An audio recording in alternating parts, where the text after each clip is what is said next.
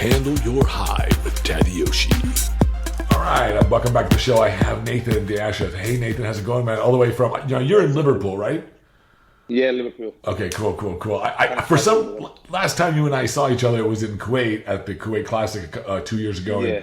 And we were talking, you had mentioned to me that you might be moving to the States, but then you had some business stuff going on where you're at. And so I think that it sounds like that sort of. Yeah, that's where it was at. I tried living with Matt last year, and then the business opportunity came across of my own gym. So I took that by the horns, grabbed it, and we are here today. Okay, that's your prophecy Performance. Yeah, performance center. Tell me a little bit about that. I saw that I saw the website for it. You log into it and such, and tell me what it's about. It looks kind of cool. We basically want not a hardcore bodybuilding gym per se, but we wanted an ethos to where we want a facility where people who are serious about training can train. Okay. I'm not worried about people overlooking them, because the bigger guys now get looked upon from the smaller guys, and they get frowned upon. So we're looking for a place where everyone feels at welcome, everyone feels at home. You can do your thing and you can get off, with a good atmosphere, a good environment, and top quality machines. That's all we're about, and helping people improve themselves and be better for themselves. Right. Oh, that's cool. So you focus. So it's for anybody and everybody. Is it? Yeah. Everyone really. We don't have competitive athletes. We have several, which are high end. But we have the first time gym goer who, when they first come, they're quite worried because it's my gym. That they think it's a bodybuilding gym. So we say, look, it's not a bodybuilding gym. It's just a gym, where you want to train. That's why we don't have all this graffiti on the walls and all this hardcore look stuff, because that's something we want to stay away from. We're a 21st century gym. We want it clean, we want it presentable. And just because it has a graffiti on there doesn't mean it's hardcore. You make it hardcore. You train hardcore. The machines, the high machines you have, that all incorporate to making it hardcore, not just the graffiti on the walls and the dirty toilets. Right. Is it? Did you model it after the kind? I assume that you modeled after the kind of facility that you wanted to train in. Yeah, I modeled it, slightly off the facility where I was training with Matt in Tennessee. Also modeled it off Oxygen, Okay, yeah. On a smaller scale. But I also picked the machines that I need personally, So we have a lot of leg emphasis and a lot of back emphasis there. So we don't have too much arm stuff, because you can do arms with anything really. But my arm's quite big, so I'm fortunate in that aspect.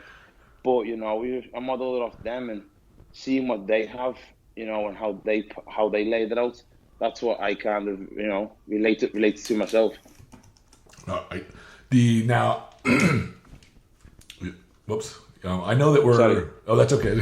I know that we're like a week out from the British Grand Prix, and you're competing in that. And good luck, by the way. I know you'll do well. Thank you. I've seen some pictures. You look amazing. So when you're, this is my opinion. When you're spot on target, in shape, you're very difficult to stand next to and beat. So good luck.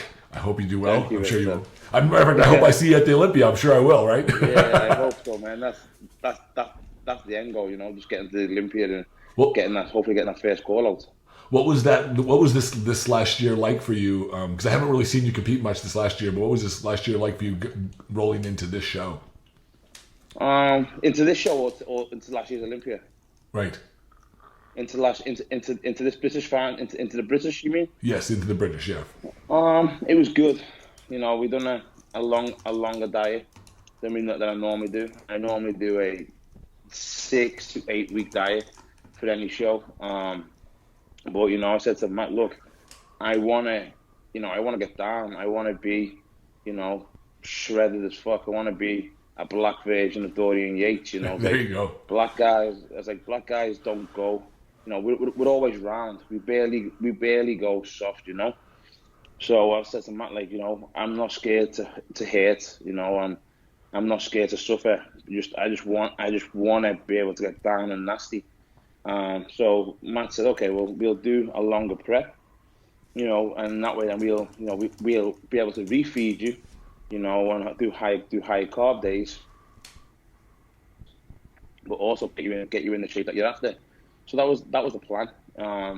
And to be honest, he's executed it very well. I'm a lot drier than I was in Olympia, even though I Oh, believe I was dry at Olympia. I'm bigger. I'm sitting around 250 as of now. I'm just trying to hold that weight. The backs come up, the hamstrings are up, and I just want, the waist to even come in more. I just want to get that hard, nasty look, that like granite look. That's what I want to achieve, and that's what I think bodybuilding's about. So, and with Matt being over here now, we're just pushing it slowly and slowly until next Thursday, and then we'll drop the hammer and pull a few little tricks out, and hopefully next Sunday you'll see a better package than Nathan, and hopefully get the W.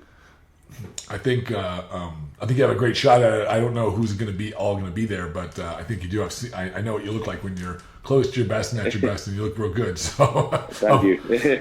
but you have a quality about your physique that not a lot of people have. You really do. It's really wonderful, and you have that really nice small waist. A little bit high on the lats, but it doesn't seem to affect.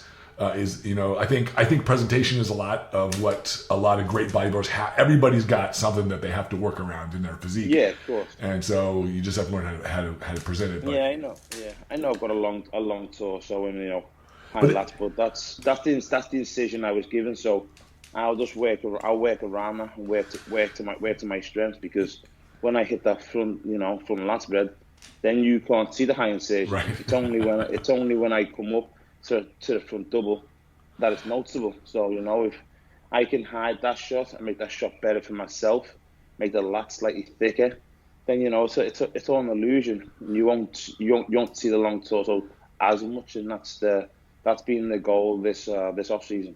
Now you alluded to it. You took a longer prep for this show, and you'll do. I'm assuming you do the same for the Olympia, or you just just going to try to. So if we get the W, we'll come off not off the diet. We hit a smaller rebound. Mm-hmm. We'll try and hit that rebound perfectly so we can come into the Olympia approximately 4 to 5 pounds heavier. So if you hit that rebound perfect, then yourself, you can come in a lot bigger, because if you're already in shape and you're eating clean, you physically can't go fat. So Matt's got a plan together as we speak. We're ready to basically just hit that plan and work towards that end goal, and like I said before, hopefully get that first close. So do you feel like you're on target to do exactly what you guys have planned to do? Yeah, I believe so. Okay. I believe this package we bring on a week today will be the best package, Nathan, that's being on stage, and then again, hopefully we can improve on that at the Olympia.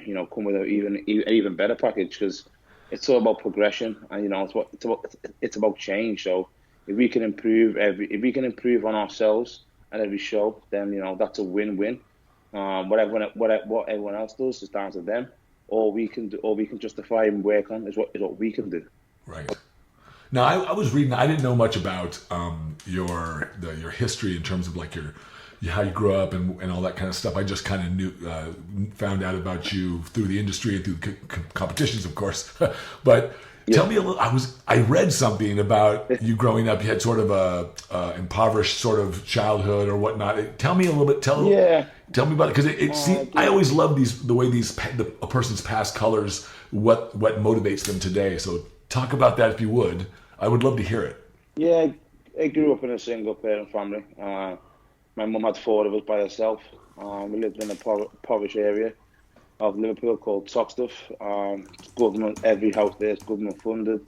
Okay. Everyone's what you guys call welfare. Right. And it's you live in hand to mouth. My mum done the best she could for us. She provided the best she could. So did my family. We didn't have a lot, but what we did have, we appreciated it.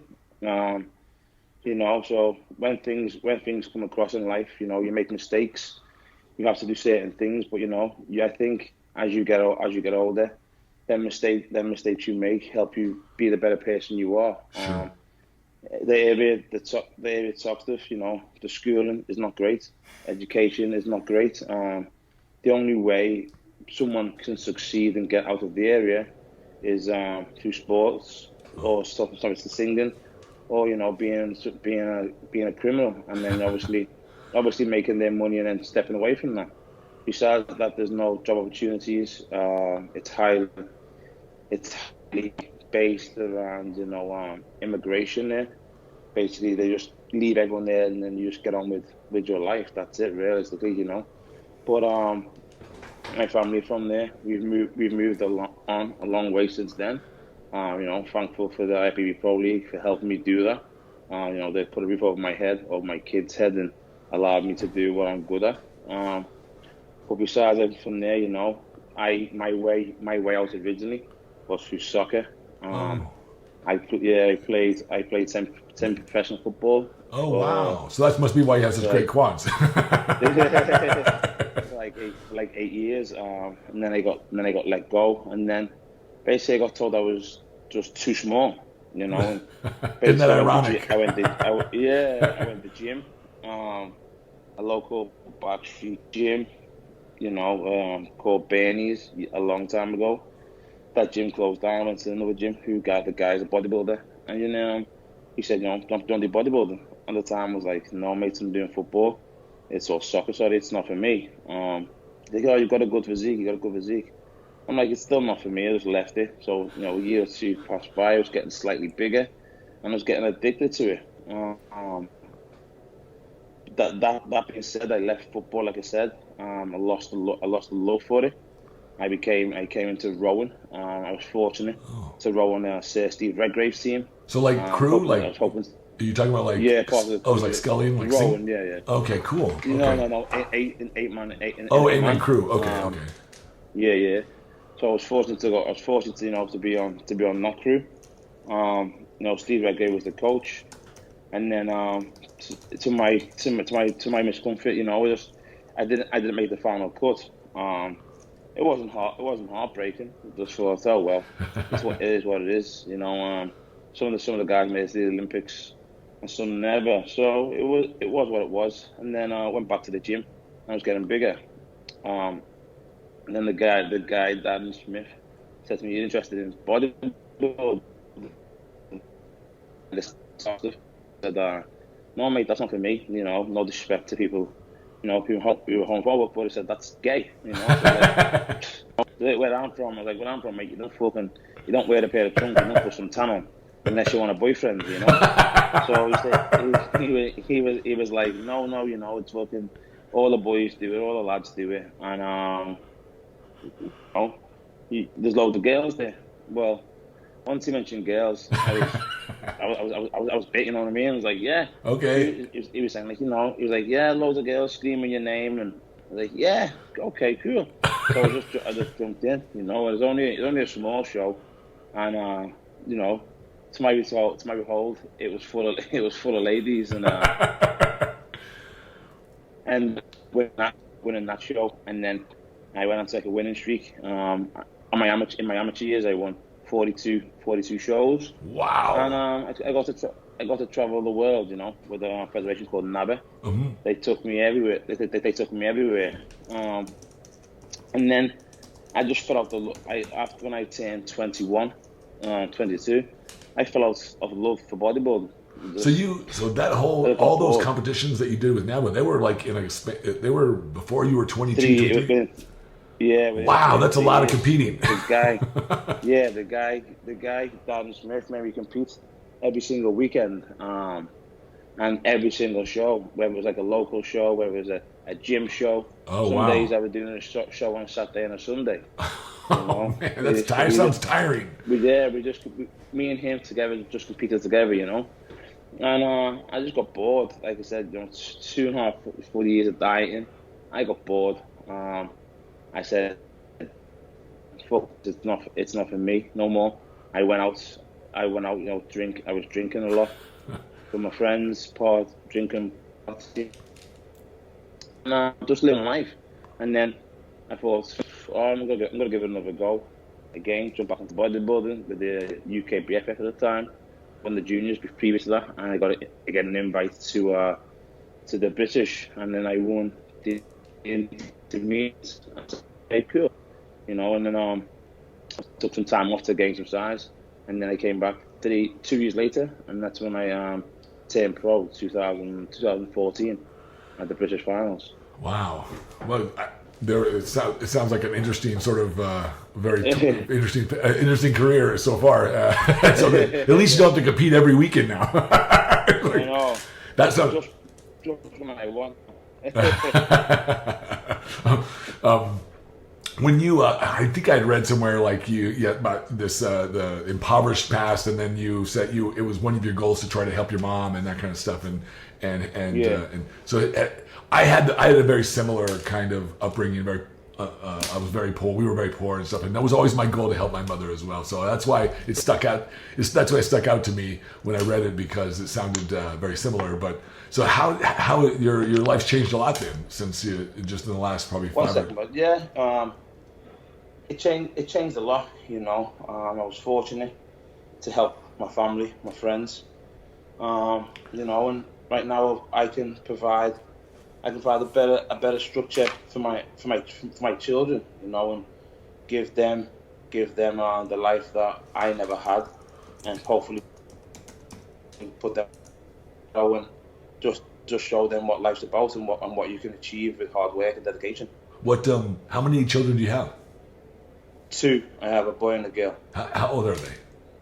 My daughter's 4. Okay, cool. And my son is 5. He's 6 in September. Oh wow! Congratulations to him. Thank you. My daughter just turned 10 a couple of days ago. We had a nice little party. So it was, that's nice. I think children are awesome, and my daughter changed my life for sure.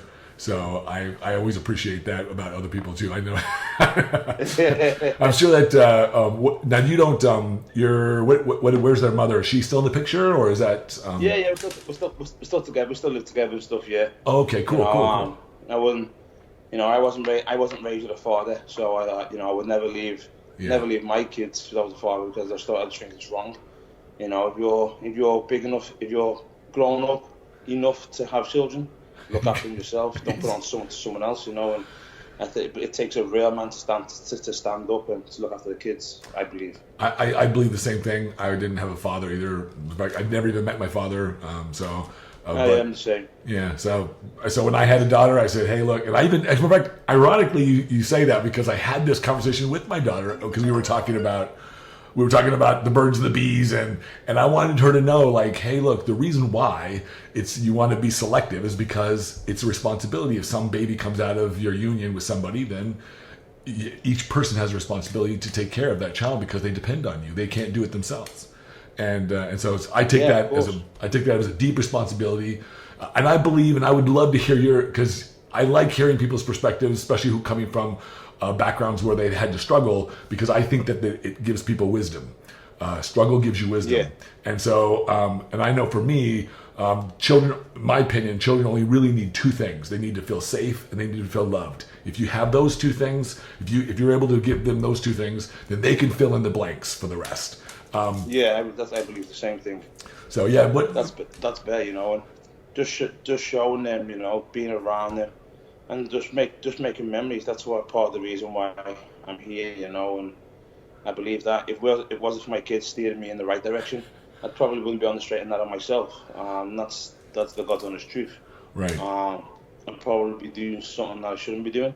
But you know, since I had my son, I wanted to show him, you know, if you know your dad can do this from what he's achieved, from where he's come from, then anything is possible. You know, don't let no one say no to you. Just keep going. You know, and you know you're only as strong as yourself, basically.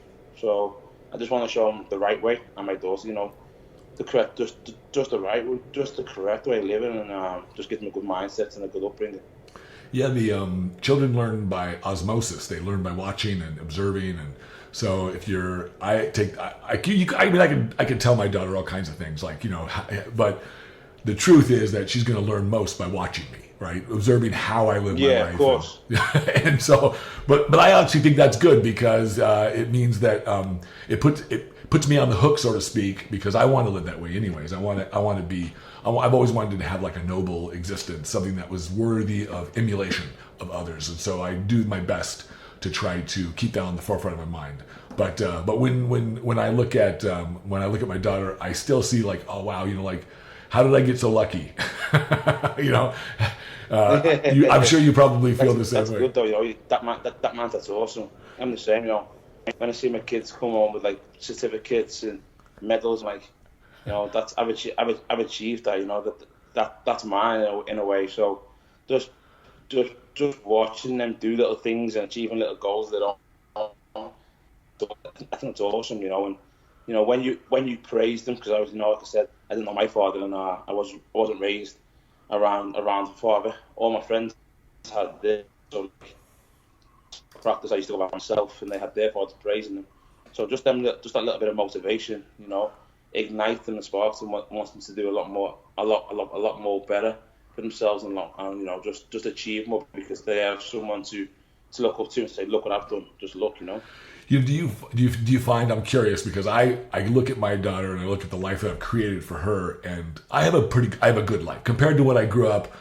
I do very, very, very well, and she doesn't know the kind of struggle that I had when I was growing up. And I know she probably won't ever really experience that. Do you sometimes look at your kids and think the same thing? Like, yeah, I just look at them, but at the same time, I make sure that, you know, I take them to that area where I'm from. Oh, that you do, because, okay. You know, on a regular basis, because I want him to be a man. You know, I believe this day and age, you know, you have to stand up for yourself. You have to be able to defend yourself.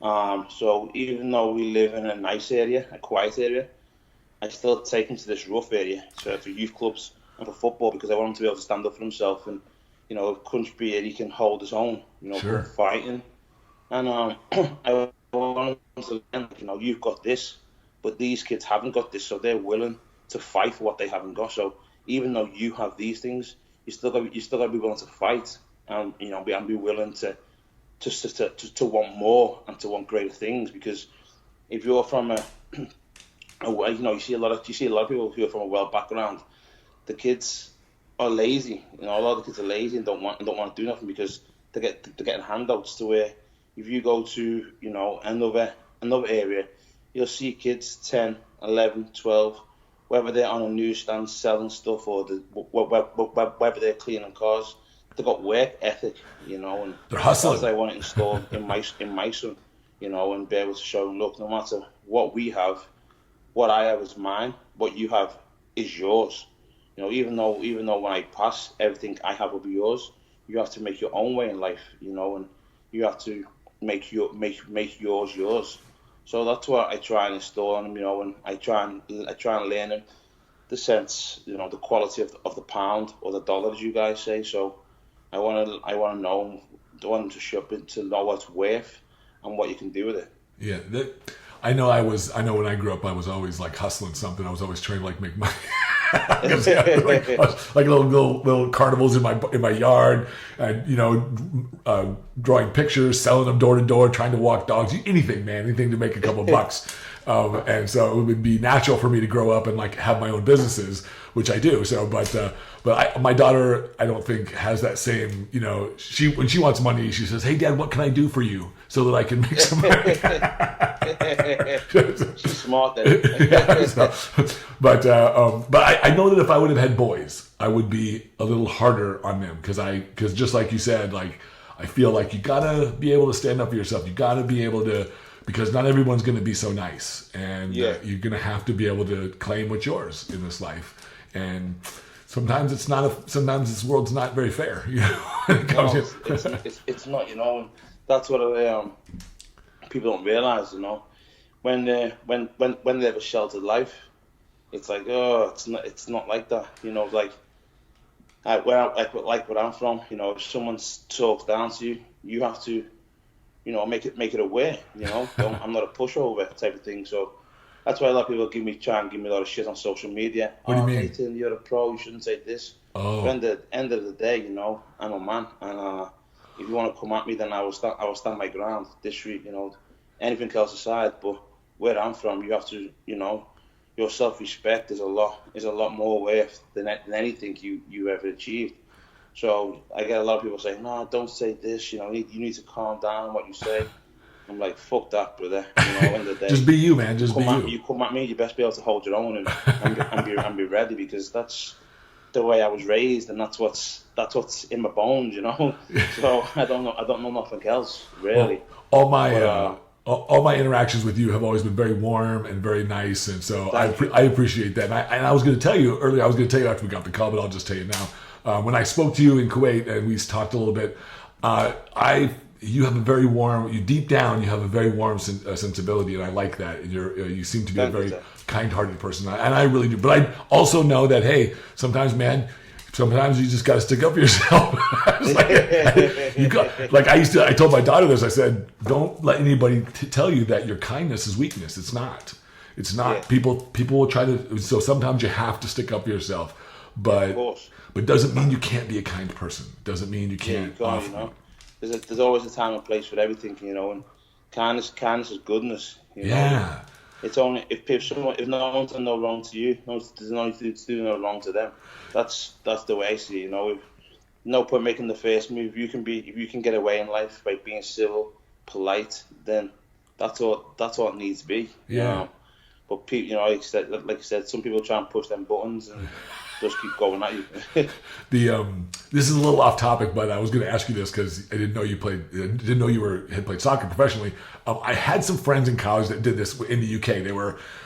As a matter of fact, one of them was a professional. His dad was a professional soccer player for many years, for like 18 years, and then became a coach. And he was played for, I can't remember which one, some place in London, some team in London. But he said they would travel around a lot.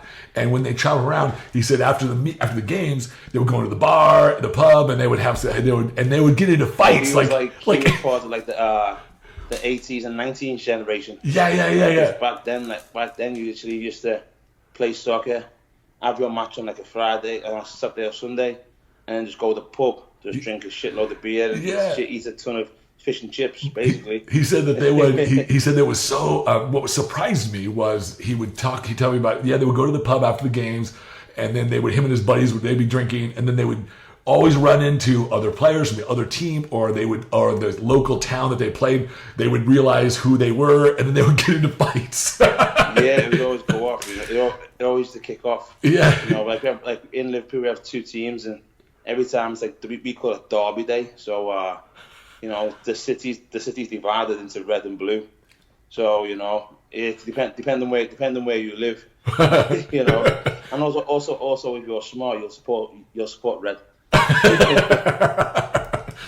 He said had lots of fond memories of it, but it was just something. It was interesting kind of. I guess they take over there. You guys take that soccer or football very seriously. It's like it's like religion. Man, you know, a lot of guys like mid-40s, 50s, still fighting, still going at it. You know, like they call it representing the club, but. He's still a bit of a pain in the ass, to be honest. Is it a little different now? Is it like toned down a little bit now, or is it still the same? Yeah, slightly, but it's still, you know, we still have rivals. So, because I'm from Liverpool, if we go down south, you know, Southerners. So no matter where we go down south, it always kicks off. Oh. You have certain teams that are known for fighting, that love to fight, like, you know, Millwall, Chelsea's and stuff. They love to fight. So when you go there, you're expecting to again hold your own. You don't take your son or your daughter to them games. You just go with your friends, and you know more than likely something's gonna kick off.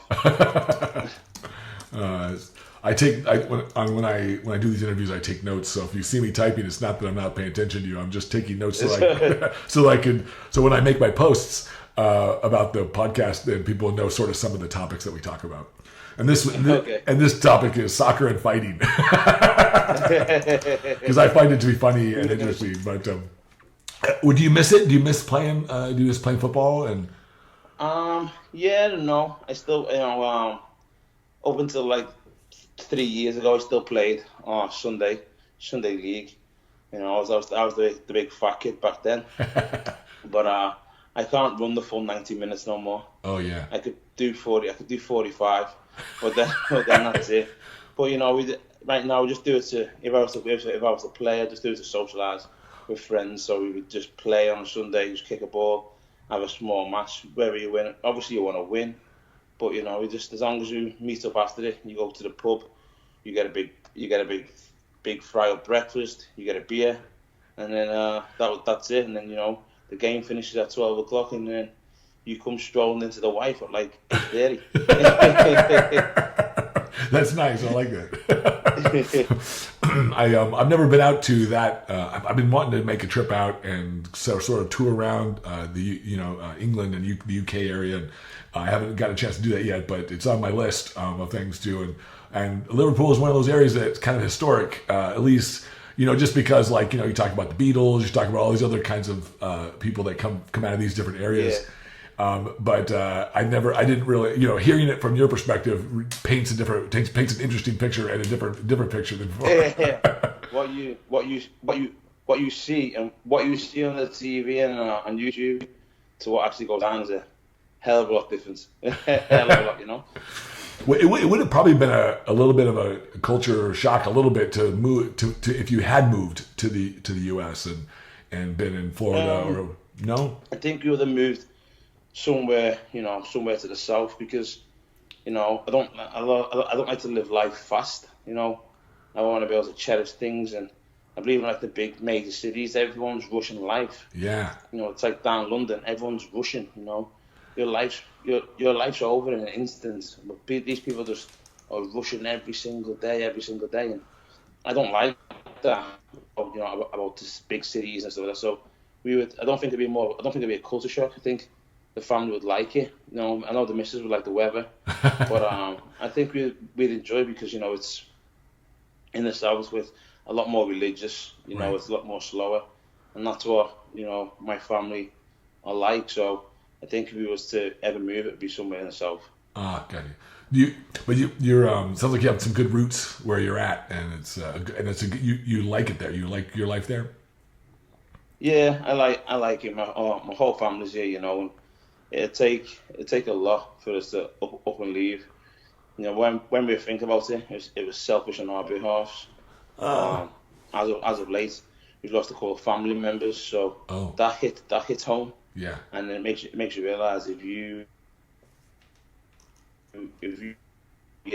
miss that, and them last moments you'd miss that. So, that being said, I think if we was to ever move, it'd be later on in life when bodybuilding is over, and we just want to go old and just settle down and just relax. Yeah, it's kind of funny you mentioned that, like losing people and stuff. In the last couple of years, our industry, as well as in my own life, I've had some people that have passed away, which is it's kind of a surreal thing, to be honest, because I didn't. Yeah. I just turned 49, and I really haven't had a lot of death in my life in terms of like losing friends or loved ones and that kind of thing. But recently, in the last probably couple of years, I have, and then of course, Matt Porter just died kind of suddenly, which was a shock because I knew him. He was a very nice fella, as well as several other people in the industry over the last couple of years. Kind of gives you like a wake up call, like what, and it kind of it does put things in perspective. At least it did for me. Yeah, that's why I said, like it isn't worth rushing life because instance it can be taken away in an instant. So you should cherish it because one day you could be jolly as rain and be happy, and the next minute anything can happen. So I think if you just cherish every day you have, and you live it like it's your last, I think that's a good way to go. And because you never know when your time is your time, basically. Yeah, no, it's like we're no guarantees, right? There's no guarantees. Yeah, there's nothing, no expiry dates. That's right. So make them count. Do you now? I do think to help keep me in my moment, to help keep me in my life, very present in my life. I meditate every day, and I write. I journal. These are all for my own sense of self-awareness and my own, and it's added so much to my life. Do you do anything like that, or is? No, I don't meditate. No, I've tried yoga. Doesn't for me. What works for me, I think, is just being a couple hour a day, just being by myself, listening to certain music and just relaxing and being thankful for what I've got in life and what's around me. Just taking that hour away from your phone, from the TV, and just listening, just being you by yourself, and just deep thought without anyone surrounding. That's what I like, you know. And as of now, I do that when I'm doing cardio. I think that's really important, actually. I think anything can be meditative. A workout. I remember I talked to Sydney Gillian and interviewed her on my podcast a while back, and I asked her about that. She's very into mindfulness, and this, I said, I said, do you meditate? She said, well, I do my own different kind. I actually, whenever I eat my meals, she said, I tell people, don't talk to me. This is my time for me to appreciate my place where I'm at and eat my meal. And because she loves her food, you know, she loves her meals. So she uses that as sort of a meditative experience, and she does that 6 times a day. So it's basically like an hour of silence.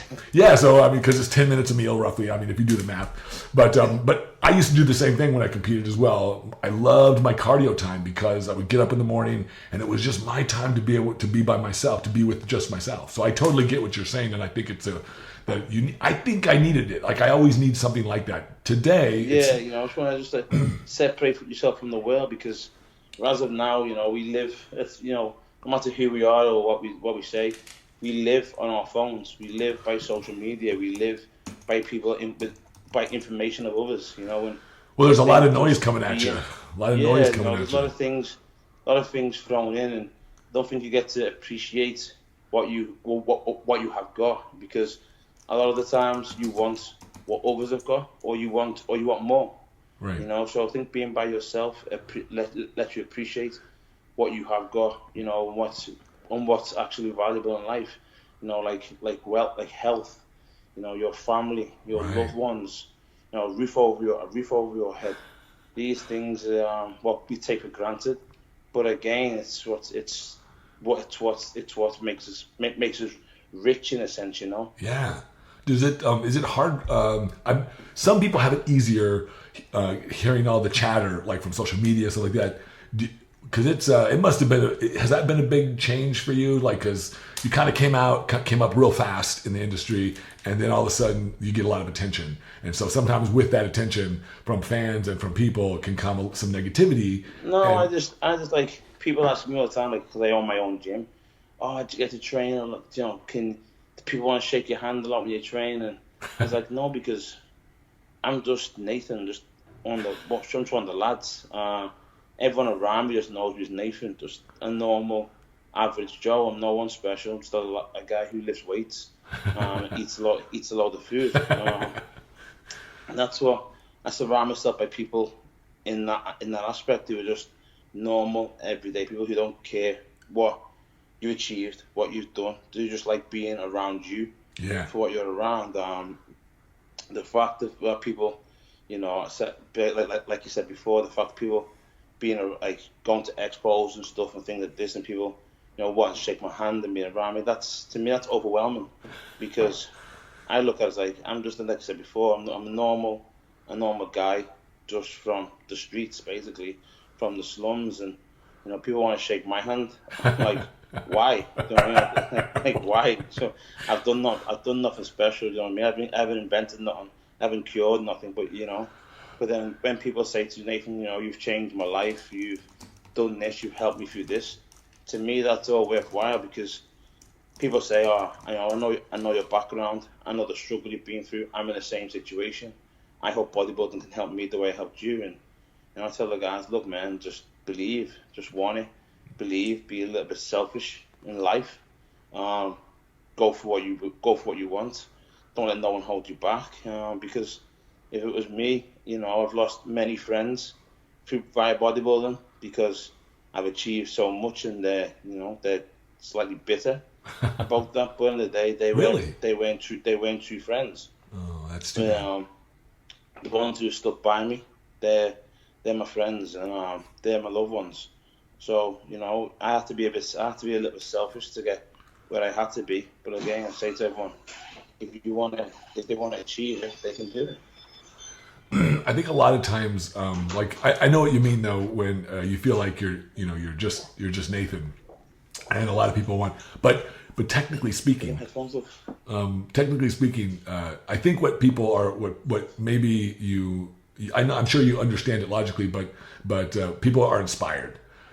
everybody loves to be inspired, and when they see somebody like yourself who rises themselves up through their own struggles and through their own life situation, and really do something wonderful, especially something that they would like to do, then you become this really wonderful inspiration, and it's like almost like a declaration to them that says, I can do it too. And and I think that's really special, and in anybody.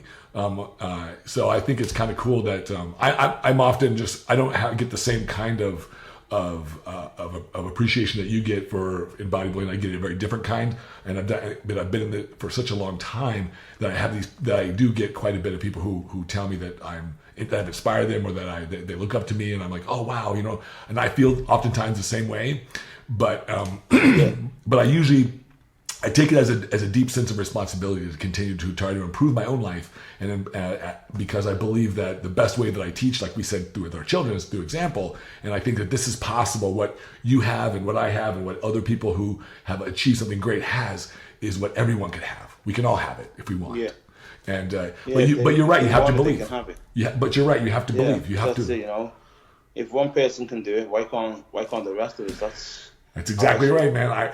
That was what I told myself when I was 15 and I picked up my first bodybuilding magazine, and I was like 97 pounds, and I was in high school, and I looked at this magazine and I saw, I forget who it was on the cover, but I was like, whoa, you can fucking get this big? I'm like, if he can do it, I can do it. It's no reason why I can't. So that's when I started my journey, and everybody laughed at me. All my friends laughed at me because they didn't think I could do it. Because I was so skinny. I was this little skinny, Japanese kid. But now all those same people say, oh, we knew you can do it. So I get that. But what inspires you today? Like, what is your big inspiration today that keeps you pushing forward in your career and in your life? My kids. People say they have role models and idols. It's just my kids. They inspire me to do better. When they see Daddy on the stage, or they see Daddy on a magazine, or they walk to the shop and they see me on the front cover, they love that. And my son goes to school asking his teacher, can his daddy come in and talk about healthy stuff for every day? And my son being aware and proud of what his dad does, and knowing that I give everything for them, that's inspired. That's what pushes me to go to go above and beyond, basically. So I don't have no one to look up to. Just I watch my children, and I just want to do the best for them, and make them proud, and make them feel warm, welcome, and hopefully that their daddy will leave a small legacy in the world, and then they can show their children in later life, this is where we come from, this is what your granddad done. And that's it, right? That's all I want. That's what I want to do. And if I can do that, or I can do a small margin of that, then I believe I've succeeded in life and succeeded in my goal. I think you are. I think you're doing it, my friend. I really do. I really think you're doing it. We all have some. I really believe that we all have something special in us that. Chantal.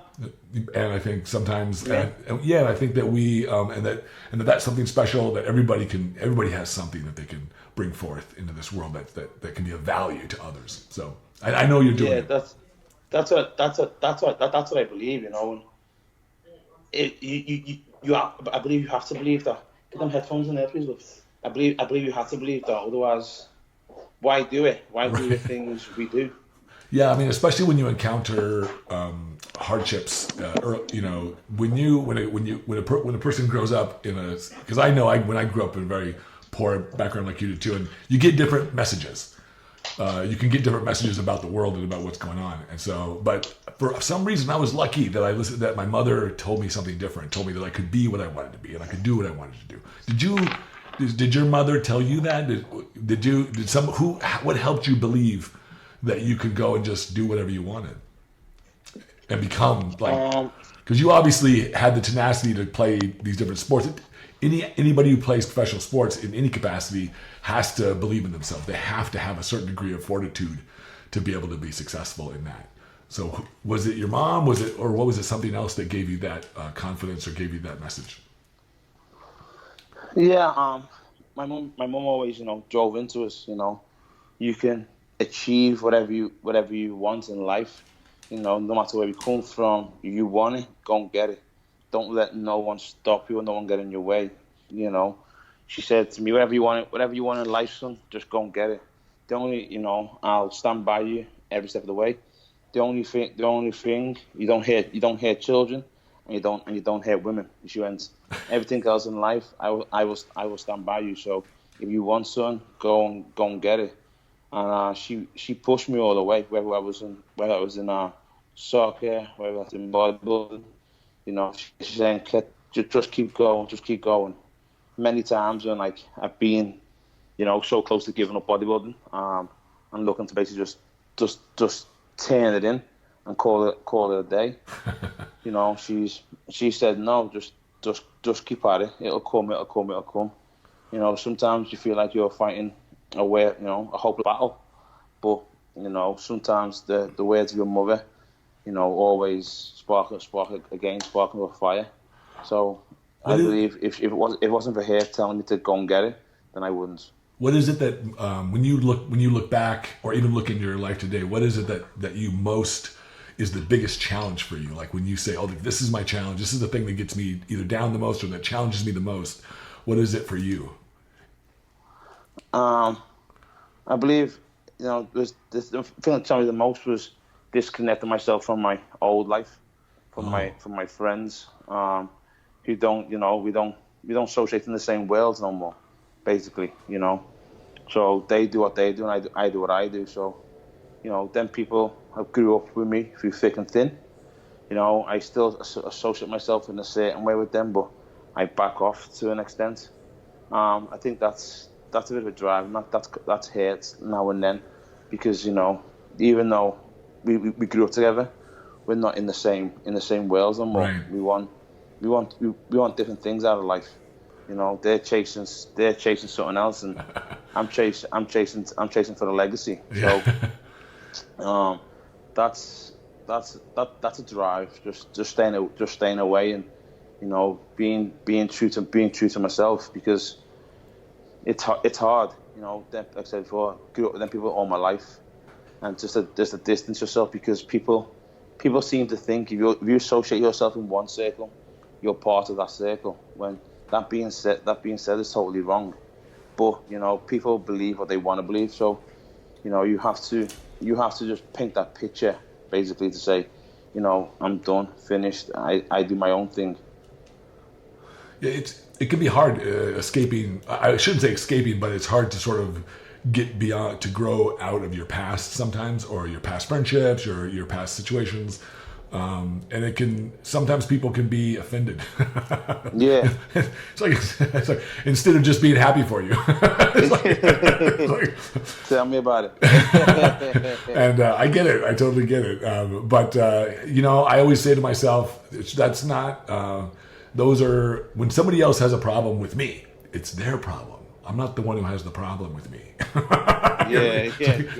That's yours. Like, you need to work that out yourself. Don't bring me into the picture. Okay. That's true, though. Yeah. I mean, we all work through our own stuff in this life, and everybody. That's the reason why. By the way, that's the reason why I called my podcast "Handle Your High," because I believe that in life we all need to handle our own high. We all need to handle our own emotions and our own lives.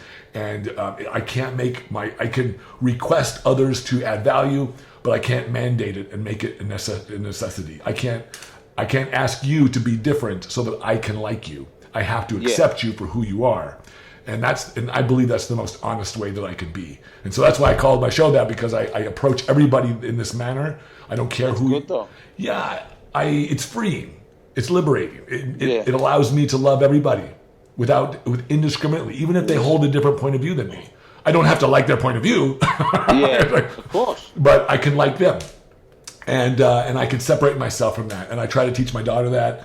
It creates a lot less stress in my life. But I bet so. Yeah, and it's but also I think that we're all here to it's my job and my responsibility to make my life good. It's not yours to make mine good. It's mine. And so if you add value to my life by giving me a friendship, that's wonderful. And what I do, I try to remind myself of this. I appreciate it, I add value to it, and I give it back to you. In other words, I give you back the friendship, and I think that's the best way to operate in this life.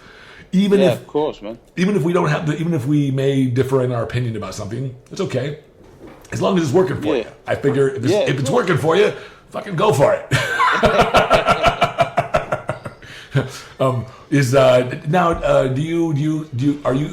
You mentioned earlier, and I think you kind of alluded to it, but are you a religious person? Do you go to church, or do your family? Yeah. I'm a Catholic. Yeah. Okay. Years ago, when I was younger, I used to be altar servant at the local church. Yeah.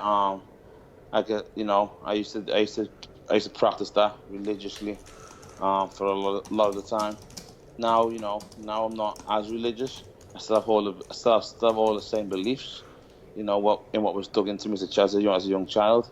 I'll put them into my kids. I'm not in practice every day.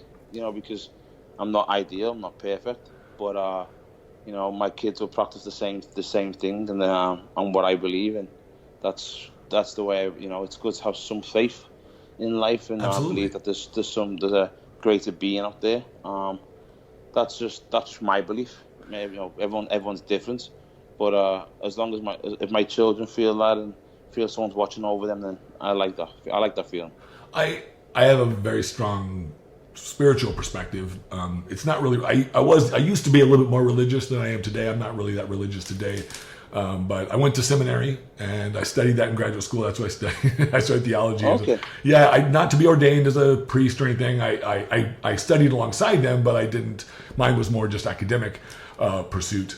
But here's what I felt. I felt at the time that being a priest or being somebody who was ordained was too big of a responsibility for me. I didn't want that responsibility. I'm like, I was like, But at least you were honest with yourself on that aspect, Yeah, I took it very seriously. I still do today.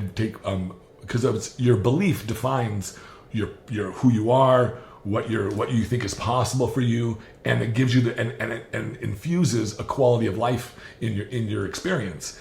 And if I am a part of that as a priest or as a minister or whatnot, then it's like to me, it felt like a huge responsibility. Yeah, it's a big deal. It's like a big deal. Like if I say something that turns somebody's life in a negative direction, I'm going to feel bad about that. Of course. It's like I don't want that responsibility.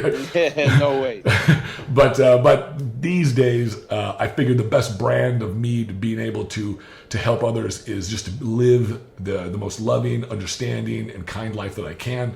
And I think that sort of has a trickle effect.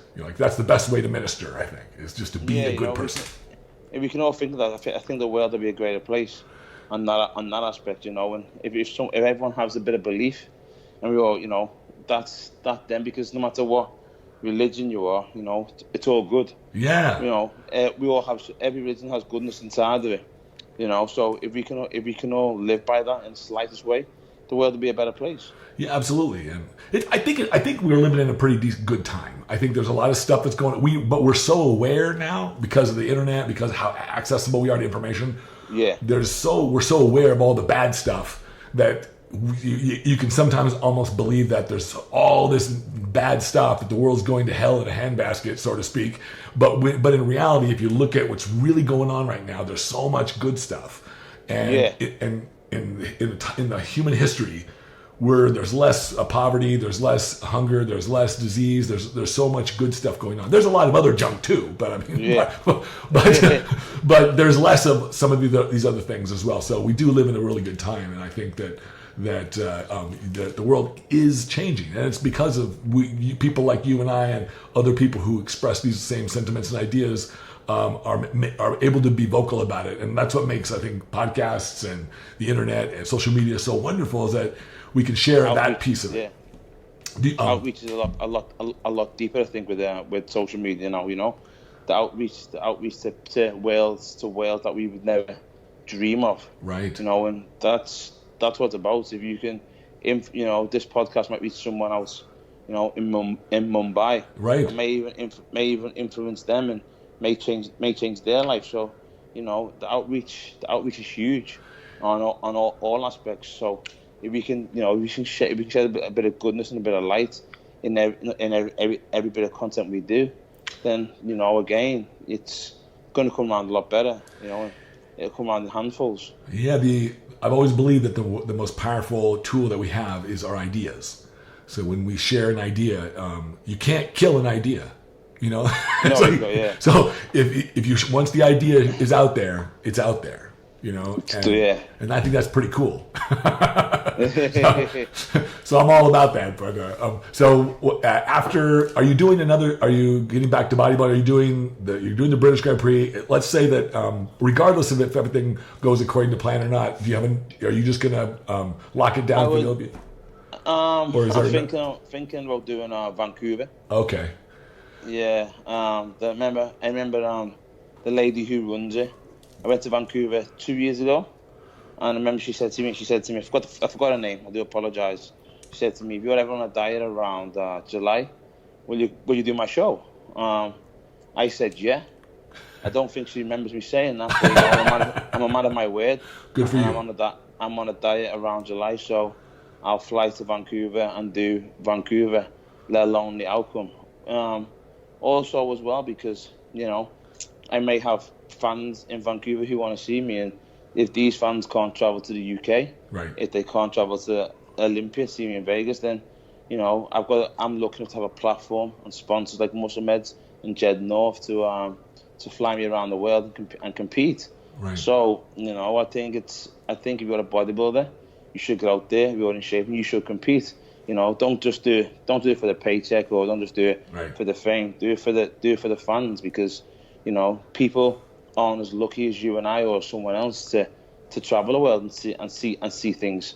And at the same time, you get a lot of respect from it, because people know you've dieted a little bit longer to come out there to see them, and to put on a performance for them. So if I'm ever in shape, I always try and do more than one show, because Chris Cormier always said to me all the time, "Nathan, if you're a bodybuilder, compete. Don't just do this. Don't just do this one show malarkey. Like one show and then I'm going to the Olympia." He said to me, "Do one or two shows. Put your name down. Win medals.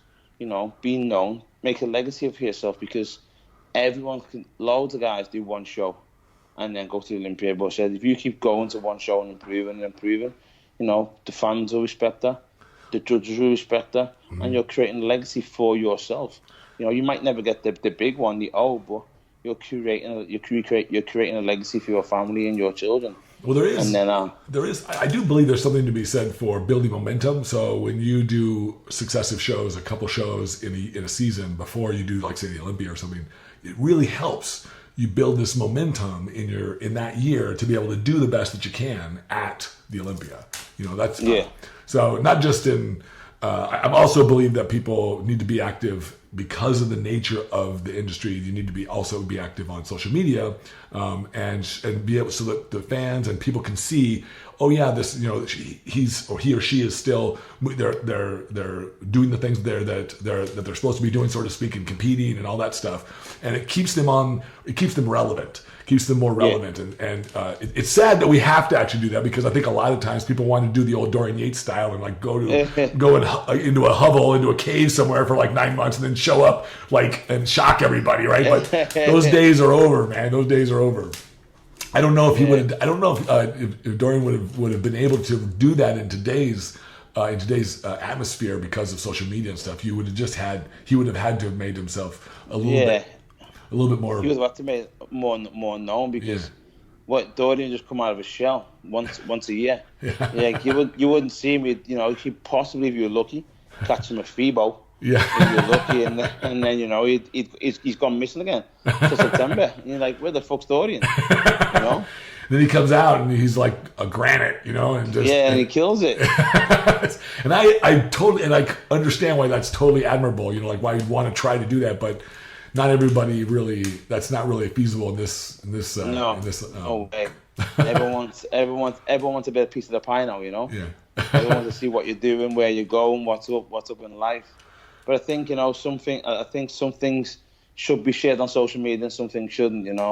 I try to keep I I keep my family stuff to a minimum on social media, because you have idiots out there, who attack things and stuff like that, which is uncalled for. But I only post pictures.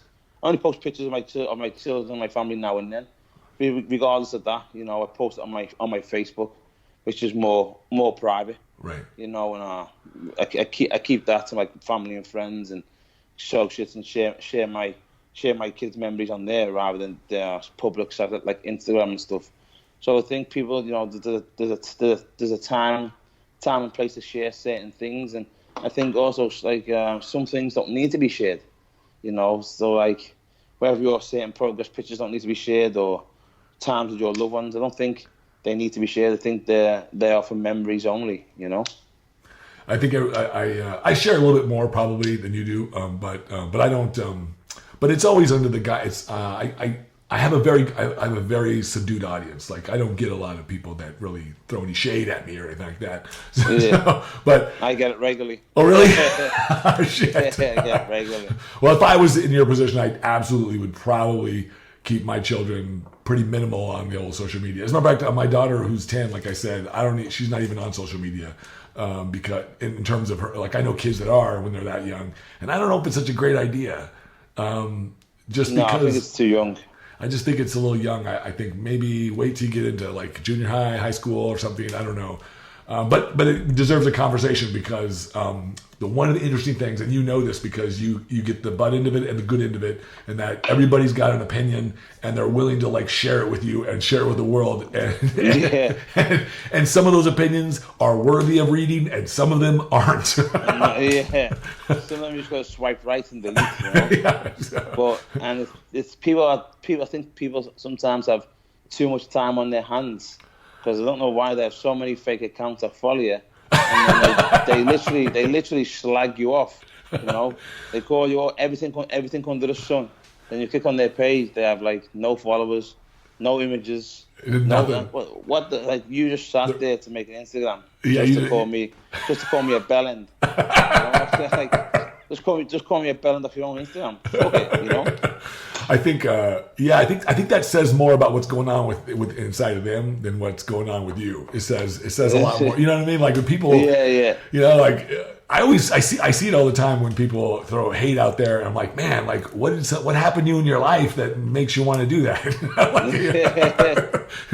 Because it's just I look for excuses to compliment people, to appreciate the thing my friends or people out there. I look for reasons to do that because I believe that the habits of our thoughts create really essentially color our life. Like that's how I make my life good is by duplicating. People want a happy life. Well, you got to create happy memories, happy things in your life. So that's how I do it, and it works beautifully.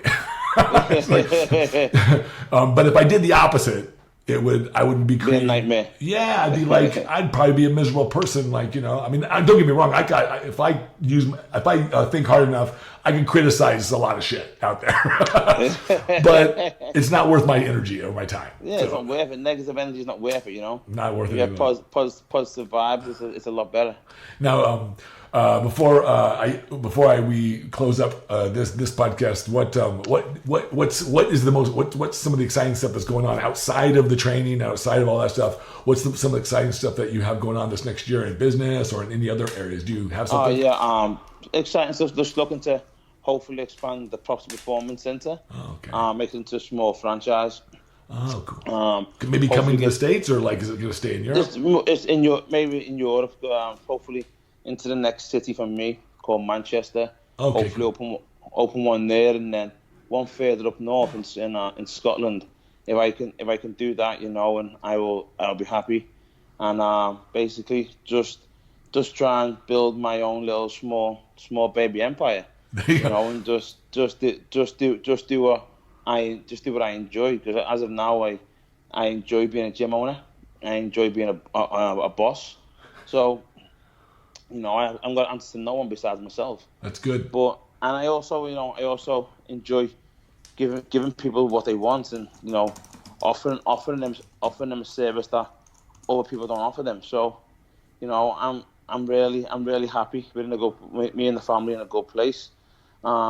Besides that, man, just basically just enjoying being home with my son, watching him play soccer on a weekend, and watching him improve, and watching my daughter gymnastics. Oh, she's in gymnastics. Oh, that's cool. Yeah, that's all that drives me right now is watching my kids progress in what they think is fun and happy and good. So, as long as they've got a smile on their face, then I've got a smile on my face. That's good, man. So my daughter does dance and all that stuff too. I love watching that stuff. I didn't think I would. But you learn a lot. yeah, it's pretty awesome. Do you guys now? Are they gonna all come with you if you go to the Olympia? Do they come? Yeah, they come almost every year at the Olympia. But this year, my youngest, she starts school, and I think education is the key. So we don't want to pull her out of school for a week and miss, just hold the Olympia, because I just don't see the point. A week of education is a lot more important than come to see their dad on stage. They can FaceTime us. My girlfriend's mum will show mind the children, but they've been twice already and they love it. They keep asking me to go back to Vegas. My boy loves the girls in the bikinis. Of course. And my girl loves the girls dancing. So like, it's to them that they're in heaven, But I said to them, when you're older, you can go to more and more shows. But right now, if your school's not up to standard, then you can't go. So I think now they're working extra hard, hoping that they'll go, but in hindsight, they ain't. That's good though. You gotta have it. Just blackmail them. Was school important to you when you were growing up? Did you put a focus on it, or was it something that was a little? Yeah. I put I was good at some. I was good at certain things, mainly things with my hands. I'm good at, but when I was younger, I didn't really see the need for it. Oh right. I was just a lot of mischief when I was younger. So, my mum would take me to school. I would walk into school and then I would just go round the back, climb over the wall, and just hang around on the street, at like 10, 11 in the morning, just do things I shouldn't do. So I didn't put emphasis on school, not until I was older and I realised how important education was. Until I was looking for an actual job, and I realised it's not going to happen because I have no qualifications. So from there, I went to college, and then I went to university. What did you study?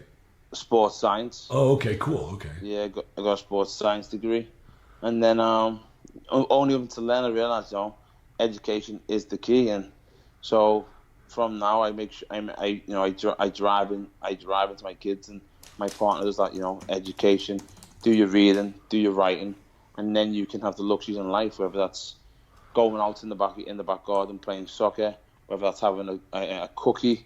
You have to try and persuade kids nowadays to do things rather than just do it. You have to just like bribe them to There was a funny little I read this or I watched the documentary on they were talking about behaviors. I'm a student of behavior. I like it. I think it's interesting, and why we do the things that we do. And they did this. It's like the test on the success of children. Like what makes some children succeed in life and others not. And they said it boils down. They said it boils down to this simple test called the marshmallow test. And they said that they almost could guarantee the success, that they would offer children a marshmallow and say, "Hey, look, I'll give you this marshmallow," because all kids like marshmallows. Yeah. And I said, "I'll give you a marshmallow, but if you'll wait an hour, I'll give you 2. What would you like?" And some of the children, they want the marshmallow right now. They take it and they eat it. And the other children go, "Hey, wait a minute. If I wait an hour, I'll get 2. Okay, I'll wait an hour." And so some of the children that would wait, they said when they grew up, they had a much higher or success rate of being successful. And they said the reason why was because they were willing to make sacrifices for the things that they wanted. And so the children who wanted it right now were really going after this very instant gratification. And so they said, "Well, why are those children? Why are they choosing that choice?" And they said that most of it had to do with their surroundings, their environment. If they grew up in inner cities where was impoverished, then resources, when they came around, you had to get them now. Otherwise, they're gone. And people, so that's what they learned. They learned that behavior, and so it's so the psychologist said, "Hey, look, we want to be able to teach children to be able to make sacrifice that you will get things, that those resources won't go away. You can have more if you strategically sort of plan for your future or whatnot." So it's really interesting. So damn, it's really fascinating. That's good. Yeah, really fascinating. I don't know. I haven't done the test with my daughter, but. I'm trying to teach her that we need to wait for things sometimes. We need to plan. So. That's interesting, though. Yeah, it's fast. I find behavior really interesting just because I've worked with so many people over the years, and I'm always some people seem to be able to have the foresight to be able to plan and be able to make sacrifices to get what they want. Other people just can't. They cheat on their diet or they do this, and it's really interesting. I don't hold it against anybody, but it does speak to what messages they're telling themselves about their world and about what's happening. And some people really, like, I was always able to make sacrifices. I was always. I mean, everybody hated to take me to the store to like shop for shit because I was the guy that I wanted to take like 2 hours to make a choice because I wanted to try to make sure that I spent my money. So, but not everybody's like that, and but it was just interesting to me. This behavior is interesting. Children are really wonderful in the sense that I've learned so much just by observing my daughter, and I'm probably sure you have too, observing your children. A hell of a lot. Yeah, it's really, and it reminds me of that. What it tells me is that children, I think, are born almost perfect, and we teach them to be something we teach them to be imperfect, so to speak. All the problems that we have as adults, we got taught. Dives on the kids. So I try to remind myself of that as I walk through my life with my daughter, and I remind myself that I'm just a steward. I'm her father. I'm her daddy, which is my favorite title that I've ever gotten. But I'm still just a steward. I'm just here to help, give her love and safety, and then she could fill in the rest. So tell everybody when they can reach you if they want to reach you, and where your gym is. My gym is in Liverpool. A place called Speak in Liverpool. It's literally by the airport. You can reach me on Instagram. My Instagram is Nathan De Asha, or if you want to email me for guest spots or appearances, it's IFBB the prophecy at outlook.com. I always respond to any messages, no matter how big, how small, how minute or how important. I always reply. So, just if you need me, just hit me up. Nathan, I want to tell you thank you again for taking the time. I know that you're like a week out from the British Grand Prix. It's okay. And I know you're tired. I watched one of your stories today, and you were like, I guess you were used to doing cardio. You were saying you were bored. I was bored. Matt had me doing cardio 7 days a week, and then we basically trying to hold the weight now. So he gave me a cheat meal last night. We came home, and there was he bought some Chick-fil-A cookies. So nice. The cheat meal didn't do much, but the cookies just bloated me. And then I basically fell asleep on the sofa. He couldn't wake me up, so he went to bed anyway, and woke up like 4:30 something like that. I'm like, shit, cardio, and then I thought, I'll wait till 6:30, and I'll go then, And then I got to 6:30, looked at my phone, said no cardio. Max said no cardio. I'm like, shit, what do I do? I've done cardio for the past 12, 14 weeks. What the hell do I do? And I sat there bewildered, and I thought to myself, if I just sneak out the house now and do cardio for 30 minutes, I'm sure he won't notice. And I'm like, should I do cardio? Don't do it. Should I trust in the process? I'm like, humming hard, and I just thought, fuck it, I'll trust the process. So end up staying in, and Matt's seen the story. He was like, "Was you gonna go to cardio?" I was like, "Yeah, but I stayed in." That's good though. Yeah, you gotta trust the process. Sometimes less is more. So Yeah, tell me about it. It's hard. It's weird anyway. Yeah, it's worth it. Hang on after I stop the podcast. But thank you again, Nathan. I think you're a delightful person and really awesome. I really wish you the best of luck this next week. I know you're going to do good. I already know you, and also in Vancouver when you show up there. Awesome. So, Thank you, brother. hey, thank you so much, my friend. And Thank you for having me on. I appreciate it. You know. Oh yeah, my pleasure, man. Really appreciate it. I've actually been wanting to have you on. I just hadn't gotten around to be able to reaching out to you, and I knew you were busy. So, but I also wanted to do it closer to this time, and I look forward to seeing you in person at the Olympia because I'm always there working it. So. Yeah, I'll be there. Yeah, of course you will. You better be. Touch wood. Well, thanks again, my friend. I appreciate it. Stay on the line here for just a quick sec. Handle your high with Tadayoshi.